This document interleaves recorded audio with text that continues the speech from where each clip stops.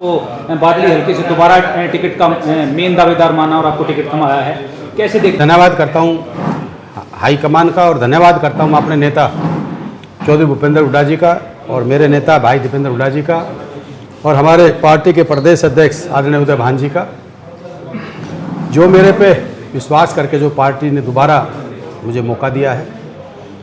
और धन्यवाद करता हूँ सबसे ज़्यादा बादली हल्के की जनता का, जिनके आशीर्वाद से, जिनके प्यार से जो ये टिकट मिली है। और मैं इस जिम्मेवारी को बेखूबी से निभाऊंगा और अपने नेतृत्व को, मेरे नेता चौधरी भूपेंद्र हुड्डा भाई दीपेंद्र जी को, उदयवान जी को, ये सीट बादली हल्के की जनता, जब चौधरी भूपेंद्र हुड्डा मुख्यमंत्री बनेंगे तो ये पहली वोट बादली हल्के की मुख्यमंत्री बनाने के लिए ये हो। कल की जो आप टिकट लेके आए हो उसमें जो आपका जन सैलाब उमड़ा था, जिस तरीके से वो भाई दीपेंद्र हुड्डा की लोकप्रियता के समान आपको यहाँ पे एक विधायक के रूप में देखा जाता है। देखिए, आज आपको एक और बताता हूँ। दीपेंद्र हुड्डा जी मेरे नेता हैं और मैंने दीपेंद्र हुड्डा जी से बहुत प्रेरणा ली। दीपेंद्र हुड्डा जी मुझे देश में सबसे लोकप्रिय नेता मैं दीपेंद्र हुड्डा जी को मानता हूँ। हमारे जैसे आदरणीय राहुल गांधी जी हमारे नेता हैं, बड़े नेता हैं, पर पूरे देश में हमारे दीपेंद्र हुड्डा जी की शराफत का आदमी मिसाल देते हैं। और उसी के हिसाब से मैंने दीपेंद्र हुड्डा जी से ये प्रेरणा लेके मैं अपनी तरफ से लोगों को, मेरी कोशिश रहती है कि किसी को मेरी वजह से पीड़ा ना हो। और उन्होंने जिस रास्ते पे चल रहे हैं, मैं ये छोटी से कह सकता हूँ कि दीपेंद्र हुड्डा जी वास्तव में इस प्रदेश के महान नेता हैं और आने वाले समय में सबसे लंबे मुख्यमंत्री अगर कोई होंगे तो वो दीपेंद्र हुड्डा जी। विधायक जी, आपके जो विरोधी हैं ये कह रहे हैं कि आपने बादली में कोई काम नहीं कराया विकास की। देखिए, विरोधी इससे पहले 5 साल मंत्री थे और 5 साल मंत्री नहीं थे, बहुत पावरफुल मंत्री थे। और उतने पावरफुल थे, वो खट्टर साहब मुख्यमंत्री थे तो वो मुख्यमंत्री से कम भी नहीं थे। और जिस प्रकार से उनके पास महकमे थे, वो बात कर रहे थे कि मैंने 1600 करोड़ रुपए बादली हल्के में लगाए। मैं मीडिया के साथियों आपसे एक खुला चैलेंज करता हूँ, आप जाइए, मुझे एक गांव ऐसा बता दीजिए, मैं अपनी भी बात पाऊंगा, मुझे एक गांव ऐसा बता दीजिए वो 1650 करोड़ कौन से गांव में लगे।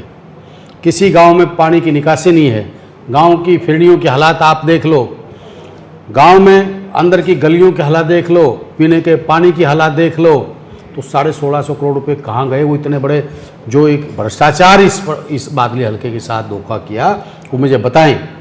उसके बाद उनके पास एक बहुत बड़ा महकमा था, कृषि, इरिगेशन। मुझे ये बताओ, हमारा इलाका बहुत इलाका खारा पानी से है जिसमें खेती नहीं होती। मुझे लेके इधर हमारे गुड़िया तीसा से लेके हमारे Kosli road, Rewari road, Gurgaon road और रिवाड़ी रोड के बीच इलाके में बहुत खारा पानी कई जगह है। मुझे बताएं वो आदमी आके कि उसने इरिगेशन के नाम से कहीं एक नहर का काम, कोई नई नहर डलवाई हो या कुछ बनवाया हो, मुझे बताएं। जहाँ तक, हाँ, मैं एक चीज़ जरूर कहता हूँ, बादली हल्के का अपमान करने का काम जरूर किया। किसी को कुछ बोलते थे, अहंकार के घोड़े पर सवार होकर किसी को कुछ बोलते थे। ये मैं अपने ऊपर भी आता हूँ। मैं 5 साल तक बादली हल्के की जनता ने मुझे ताकत दी और वो ताकत मैं ईमानदारी से कहता हूँ और भगवान को साक्षी मान के कहता हूँ, मैंने उस ईमानदारी से रोड से लेके विधानसभा तक मैंने उस बात को मजबूती से उठाया है।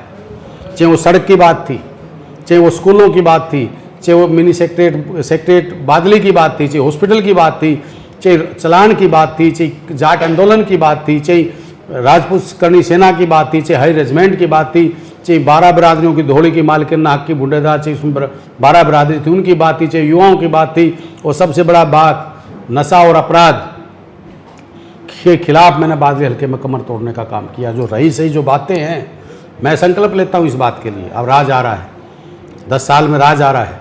मैं वही बादली देखना चाहता हूँ जो आज से चौधरी धीरपाल जी इसके मुख्यमंत्री एमएलए होते थे, मंत्री होते थे।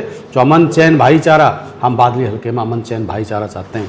रही विकास की बात, मैंने जो मेरे को ग्रांट मिली ना, ये लोग कहते हैं भाई वो ग्रांट, ये एमएलए भी रह लिए, मंत्री भी रह लिए जो मेरे पर ब्लेम लगाते हैं। मुझे ये बताओ, मैं बादली हल्के की जनता को आज ये भी साफ करना चाहता हूँ कि आज तक कभी किसी एमएलए के पास, किसी एमएलए के खाते में कभी कोई ग्रांट आती हो तो बताओ। हमारे पास काम मांगे जाते हैं, हमारे को सपोज करो कह दिया 5 करोड़ आपको ग्रांट देंगे, वो 5 करोड़ कहाँ जाते हैं?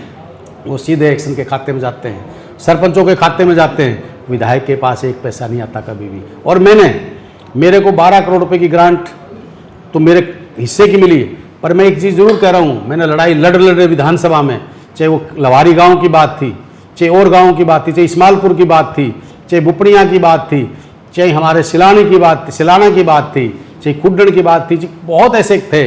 मैंने विधानसभा में उठा के अलग से भी काफ़ी पैसा मैंने लिया और जितना मेरे से ग्रांट मिली मैंने इलाके में लगाई, ईमानदारी से लगाई। मेरा इससे मैं विपक्ष में था। जिन उम्मीदवारों ने और भी कांग्रेस पार्टी की टिकट के लिए जिन्होंने आवेदन किए थे, जो क्योंकि आवेदन मांगे गए थे कांग्रेस पार्टी की तरफ से, उन उम्मीदवारों में नाराजगी है टिकट ना मिलने में, क्योंकि आप पर विश्वास जताया, तो उन उम्मीदवारों के लिए क्या मैसेज जाएगा आपका? देखिए, वो मेरे भाई हैं सारे, और सारे चौधरी भूपेंद्र सिंह हुड्डा जी को मुख्यमंत्री बनना देखना चाहते हैं, भाई दीपेंद्र जी को मुख्यमंत्री बनना देखना चाहते हैं। सारे एक होके इलेक्शन लड़ेंगे। और प्रदेश में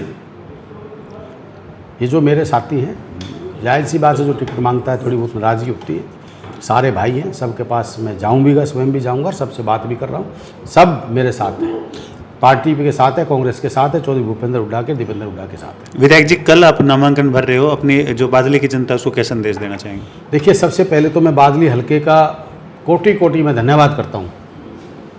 जो कल जब मैं दिल्ली से आया टिकट लेके, तो मेरे चाचा ताऊओं ने, मेरे भाइयों ने, नौजवान साथियों ने, मातृ शक्ति ने भी जो अपने बेटे का हौसला बढ़ाया, जो मान सम्मान दिया, जो इज्जत दी, मेरे पे कई इतना कर्ज इस बादली हल्के की जनता ने चढ़ाया है। और मैं आज आपको एक विश्वास दिलाता हूँ बादली हल्के की जनता को, राज आ रहा है, उनका राज आएगा, आम व्यक्ति का राज आएगा। चौधरी भूपेंद्र हुड्डा इस प्रदेश के मुख्यमंत्री बनेंगे और उस कर्ज को मैं और दीपेंद्र हुड्डा जी दोनों भाई मिलके एक नई बादली हल्का को नई ऊंचाइयों तक ले जाने का हम काम करेंगे। बादली हल्के के जो समर्थक हैं आपके, वो आपको मुख्यमंत्री के तौर पर देख रहे हैं, क्या कहना चाहेंगे? देखिए, बादली हल्के के समर्थक हैं, वो मेरे साथी हैं, वो कुछ भी देख सकते हैं, पर जब मैं मुख्यमंत्री बन रहा हूँ, बादली का प्रत्येक व्यक्ति मुख्यमंत्री बन रहा है, क्योंकि चौधरी भूपेंद्र हुड्डा जब मुख्यमंत्री बनेंगे तो हम सारे मुख्यमंत्री हैं। तो मेरा कोई सपना नहीं है, मेरा सपना एक है कि मेरा भाई दीपेंद्र हुड्डा इस प्रदेश का मुख्यमंत्री बने, चौधरी भूपेंद्र हुड्डा अभी फ़िलहाल मुख्यमंत्री बने। और मैं एक चीज़ ज़रूर कहता हूँ, मुझे नहीं पता लोग क्या कहते हैं क्या नहीं कहते, मैं इस पर नहीं करता, पर मेरे शरीर का खून का एक एक कतरा इस बादली हल्के के लिए समर्पित है, चौधरी भूपेंद्र हुड्डा और हुड्डा फैमिली के लिए समर्पित है। मैं गद्दार नहीं हूँ, मैं पार्टी का और हुड्डा साहब का एक पारिवारिक और ईमानदार और निष्ठावान कार्यकर्ता हूँ। बादली की जनता के लिए क्या संदेश?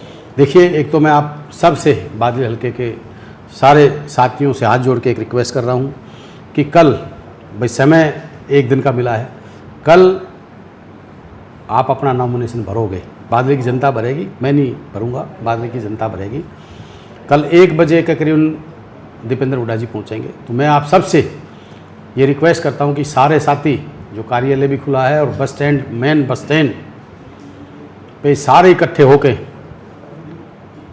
कल अपना पर्चा दाखिल करेंगे। और इसमें हम सब के लाडले भाई नेता, आपके अपने बेटे और इस हरियाणा का भविष्य सांसद भाई दीपेंद्र हुड्डा जी आ रहे हैं।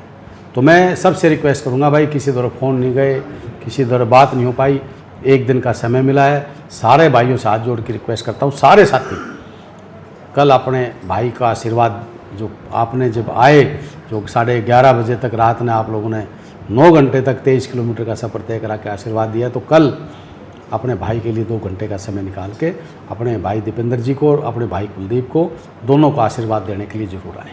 बहुत बहुत धन्यवाद।